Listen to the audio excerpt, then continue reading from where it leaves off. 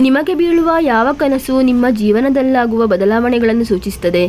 ಪದೇ ಪದೇ ಒಂದೇ ಕನಸು ಬೀಳ್ತಾ ಇದ್ದರೆ ಅದರ ಅರ್ಥ ಏನು ಅಂತೇಳಿ ಗೊತ್ತಾ?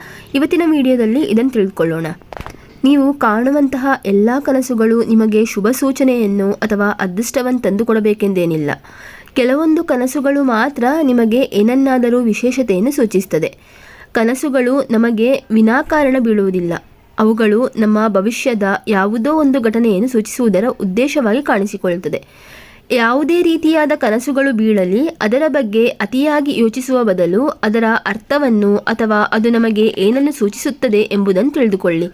ನಂತರ ಒಂದು ವೇಳೆ ಆ ಕನಸುಗಳು ನಿಮ್ಮ ಭವಿಷ್ಯದಲ್ಲಿ ಸಮಸ್ಯೆಗಳು ಎದುರಾಗಬಹುದು ಎಂಬುದನ್ನು ಸೂಚಿಸ್ತಾ ಇದ್ದರೆ ಅಂತಹ ಸಂದರ್ಭದಲ್ಲಿ ಅದಕ್ಕೆ ಸೂಕ್ತವಾದ ಪರಿಹಾರವನ್ನು ತೆಗೆದುಕೊಳ್ಳಿ ಅಥವಾ ಎಚ್ಚರಿಕೆಯಿಂದಿರಿ.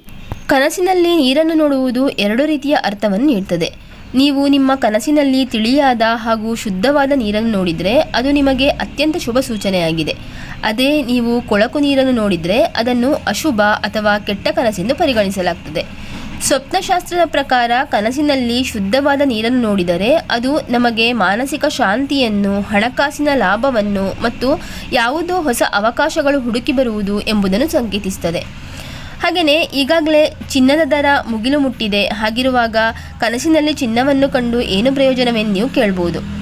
ಆದರೆ ಕನಸಿನಲ್ಲಿ ನೀವು ಚಿನ್ನವನ್ನು, ಚಿನ್ನದ ಉಂಗುರವನ್ನು ಅಥವಾ ಇನ್ನಾವುದೇ ರೀತಿಯ ಚಿನ್ನದ ಆಭರಣವನ್ನು ನೋಡಿದರೆ ಅದು ಹಣಕಾಸಿನ ಲಾಭವನ್ನು ಮತ್ತು ಸಂಬಂಧದಲ್ಲಿ ಪ್ರಾಬಲ್ಯವನ್ನು ಸಾಧಿಸ್ತೀರಿ ಎಂಬುದನ್ನು ಸೂಚಿಸುತ್ತದೆ.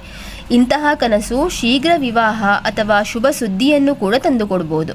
ಆದರೆ ಚಿನ್ನಕ್ಕೆ ಸಂಬಂಧಿಸಿದ ಎಲ್ಲ ಕನಸುಗಳನ್ನು ಶುಭವೆಂದು ಹೇಳಲು ಸಾಧ್ಯವಿಲ್ಲ. ಇನ್ನು ಸ್ವಪ್ನಶಾಸ್ತ್ರದ ಪ್ರಕಾರ ನೀವು ಆಕಾಶದಲ್ಲಿ ಹಾರುತ್ತಿರುವಂಥ ಕನಸನ್ನು ನೋಡಿದರೆ ಅದು ಮಂಗಳಕರ ಅಥವಾ ಶುಭ ಸಂಕೇತವಾಗಿದೆ. ಈ ಕನಸು ನೀವು ಶೀಘ್ರದಲ್ಲೇ ಯಶಸ್ಸನ್ನು ಅಥವಾ ಪ್ರಗತಿಯನ್ನು ಸಾಧಿಸ್ತೀರಿ ಎಂಬುದನ್ನು ಹೇಳ್ತದೆ.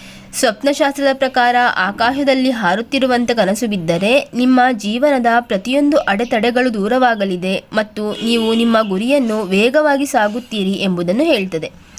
ಇನ್ನು ಹಾವಿಗೆ ಸಂಬಂಧಿಸಿದ ಎಲ್ಲ ರೀತಿಯ ಕನಸುಗಳನ್ನು ಶುಭವೆಂದು ಹೇಳಲು ಸಾಧ್ಯವಿಲ್ಲ. ಹಾವಿಗೆ ಸಂಬಂಧಿಸಿದ ಪ್ರತಿಯೊಂದು ಕನಸುಗಳು ಅದರದ್ದೇ ಆದ ಅರ್ಥವನ್ನು ಹೊಂದಿದೆ. ಕನಸಿನಲ್ಲಿ ಶಾಂತವಾದ ಅಥವಾ ಸೌಮ್ಯವಾದ ಹಾವನ್ನು ನೋಡಿದರೆ ಅದು ನಮ್ಮಲ್ಲಿರುವ ಶಕ್ತಿಯನ್ನು ಮತ್ತು ಗುಪ್ತ ಶಕ್ತಿಯನ್ನು ಸಂಕೇತಿಸುತ್ತದೆ. ಅದೇ ಹಾವುಗಳು ನಿಮ್ಮ ಮೇಲೆ ದಾಳಿ ಮಾಡಿ ಬರುವಂತೆ ಅಥವಾ ಕಚ್ಚಲು ಬರುವಂತೆ ಕನಸನ್ನು ನೋಡಿದರೆ ಅದು ಯಾರೋ ನಿಮ್ಮ ವಿರುದ್ಧ ಸಂಚು ಮಾಡುತ್ತಿದ್ದಾರೆ ಎಂಬುದನ್ನು ವಿವರಿಸುತ್ತದೆ. ಇಂತಹ ಕನಸು ಬಿದ್ದಾಗ ನೀವು ತುಂಬಾ ಜಾಗರೂಕವಾಗಿರಬೇಕು. ಇನ್ನು ಸಾಮಾನ್ಯವಾದ ಕನಸುಗಳು ಕೇವಲ ಒಂದೇ ಬಾರಿ ಬಿದ್ದು ನಂತರ ಅದು ಮತ್ತೊಮ್ಮೆ ನಿಮಗೆ ಬೀಳುವುದಿಲ್ಲ. ಆದರೆ ಒಮ್ಮೆ ನಿಮಗೆ ಬಿದ್ದಿರುವ ಕನಸೇ ಪದೇ ಪದೇ ಬೀಳ್ತಾ ಇದ್ದರೆ ಅದು ಸಾಮಾನ್ಯವಾದ ಕ್ರಿಯೆಯಲ್ಲ. ಸ್ವಪ್ನಶಾಸ್ತ್ರವು ಇಂತಹ ಘಟನೆಯನ್ನು ನಿರ್ಲಕ್ಷಿಸಬೇಡಿ ಎಂದು ಹೇಳ್ತದೆ. ಇದು ನಿಮಗೆ ಎಚ್ಚರಿಕೆಯ ಸಂಕೇತವಾಗಿದೆ. ನಿಮ್ಮ ಜೀವನದಲ್ಲಿ ಅಥವಾ ಭವಿಷ್ಯದಲ್ಲಿ ಉಂಟಾಗಬಹುದಾದ ಯಾವುದೋ ಒಂದು ದೊಡ್ಡ ಬದಲಾವಣೆಯ ಬಗ್ಗೆ ನಿಮಗೆ ಹೇಳಲು ಬಯಸ್ತಾ ಇದೆ.